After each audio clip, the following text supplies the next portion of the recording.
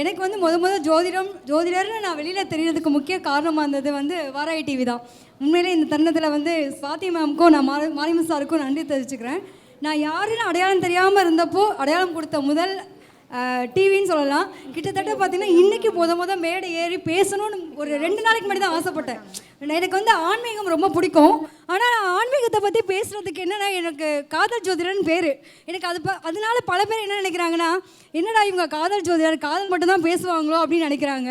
எனக்கு ரொம்ப பிடிச்சது வந்து பார்த்திங்கன்னா சிவன் தான். சிவனை அப்படி பைத்தியம் பிடிச்ச மாதிரி இருப்பேன்.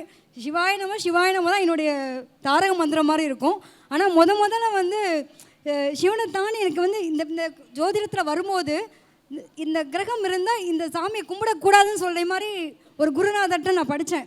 என்னடா இது, இந்த சாமியை வச்சு கும்பிட்டா பிரச்சனை வரும்னு சொல்கிறாங்களே, இதை எடுத்து நம்ம எப்படி கும்பிட்றது, இதெல்லாம் எனக்கு அது யோசிக்க வேண்டிய விஷயமா இருந்தது. ஆனால் வாய்ப்பு கொடுத்ததே பார்த்தீங்க அப்படின்னா இந்த அம்மா தான். இன்றைக்கி நான் பல பேர் மத்தியில் பல பேரோட வாழ்க்கையில் நிறைய மாற்றங்களை உருவாக்குறதுக்கு மிக முக்கிய காரணம் பார்த்தோன்னா வராய் டிவி. அதுக்கு ரொம்ப நன்றி தெரிவிச்சுக்கிறேன்.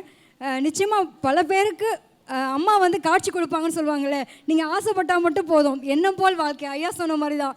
நான் வந்து என்னோடய ப்ரொஃபைலில் இருந்து எல்லாத்துலேயுமே பார்த்தீங்கன்னா, கிரகமே உங்களுக்கு வேலை செய்யலை, ரொம்ப பிரச்சனையாக இருக்குது, என்ன வேணால் நடக்கட்டுங்க, ஆனால் நீங்கள் கடவுளை நம்பினீங்கன்னா உங்களோட எண்ணத்தை மட்டும் பாசிட்டிவாக வச்சு பாருங்கள், எண்ணம் தாங்க வாழ்க்கை.